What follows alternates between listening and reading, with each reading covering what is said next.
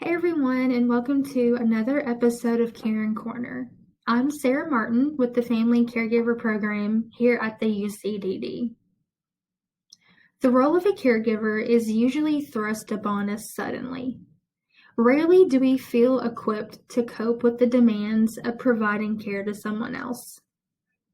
Taking this into consideration, the Rosalind Carter Institute for Caregiving created the Caring for You, Caring for Me education and support program for family and professional caregivers. Over the next few months, we will look inside of this 5-part training course and share some helpful skills and information that you can use along your caregiving journey. Rosalind Carter once said that there are 4 kinds of people in the world: those who have been caregivers, those who are currently caregivers, those who will be caregivers, and those who will need a caregiver.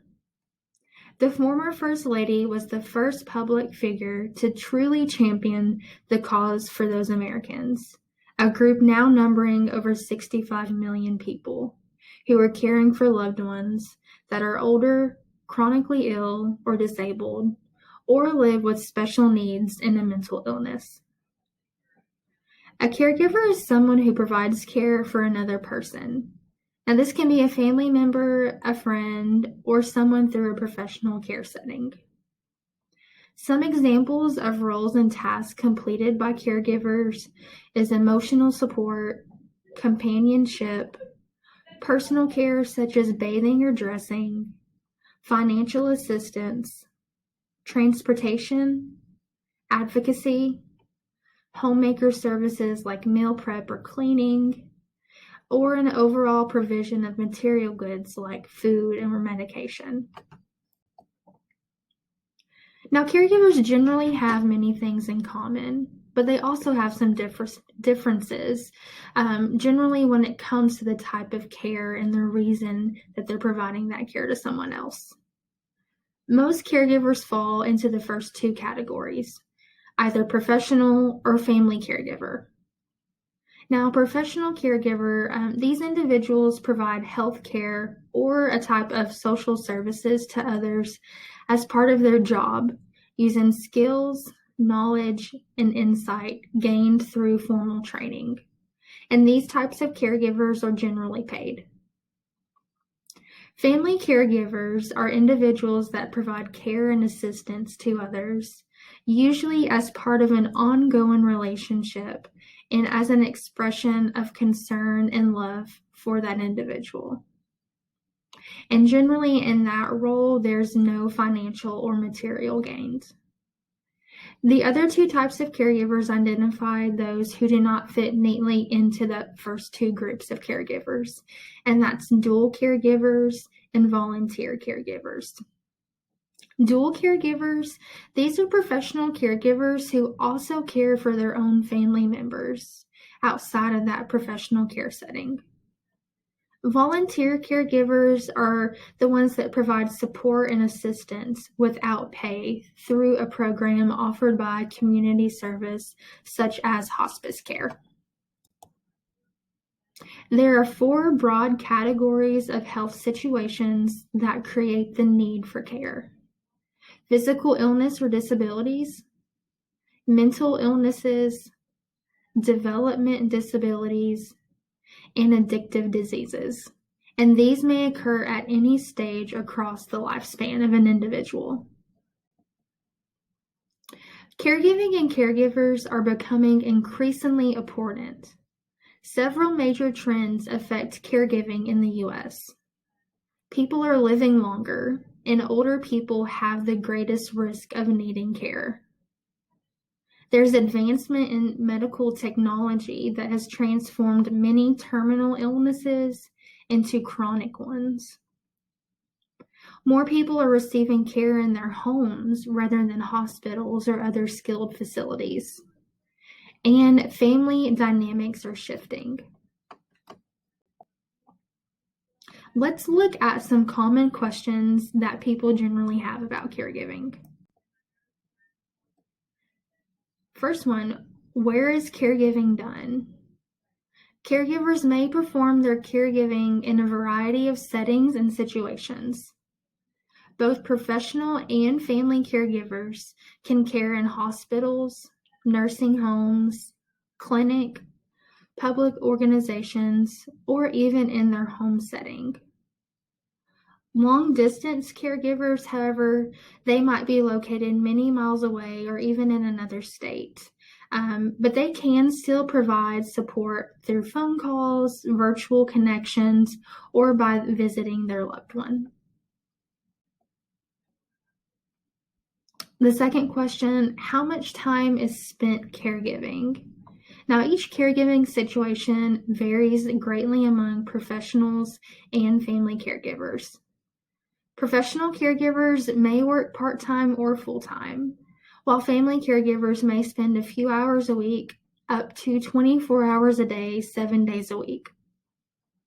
Time spent caregiving can also change depending on change settings in that plan of care for the individual and certain living situations. What feelings are experienced by caregivers? Caregiving does not simply involve those tasks or activities.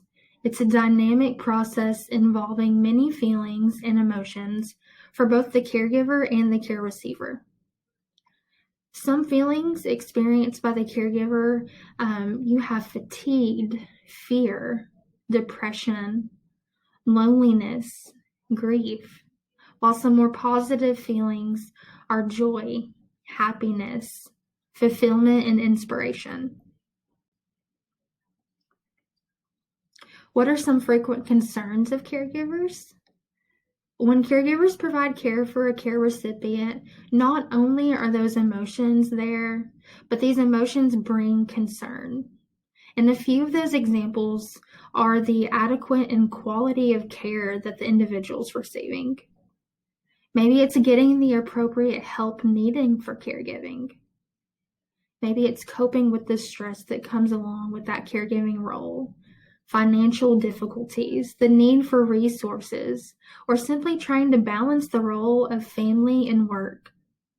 Or it could be lack of self-care, which is one that we see much too often here at the family caregiving program. A critical component in the caregiving relationship for both family and professional caregivers is caring. Today, we're going to look at the 7 elements of caregiving. That's knowledge, patience, honesty, trust, humility, hope, and courage. Now, knowledge is the understanding of the care receiver's needs, powers, and limitations. Patience is letting that care receiver grow in their own time. Third is honesty, seeing the care receiver how they truly are and not how you want them to be seen. Honesty also relates to being genuine to all of those involved in the care receiver's plan of care. Number 4, trust. Allowing the care receiver the freedom to make choices and mistakes. Also, trusting your own capacity to care is important. Number 5 is humility. Always being ready and willing to learn more about the other person. And also realizing that your own care is not being neglected, going back to the importance of that self-care. Number 6, hope. Appreciating the present as alive with possibilities for the future. And number 7 is courage. Taking risk and moving into the future with confidence and the insight gained from those past experiences.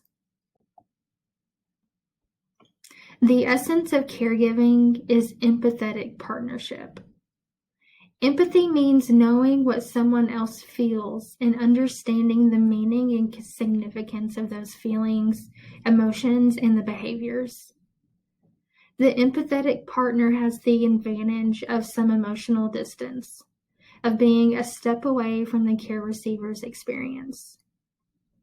This can provide the caregiver with more objectivity at times.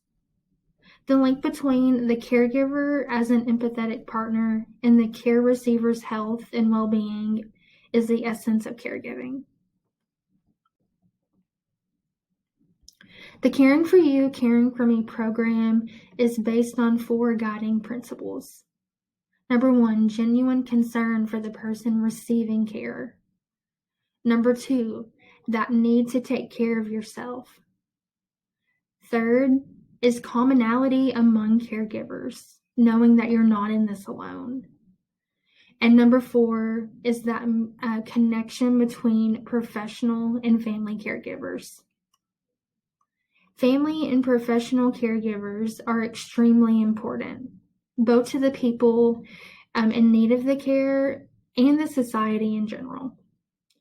Accepting the role of caregiver means you will face challenges and you will experience stress as well as a wide range of positive and negative feelings.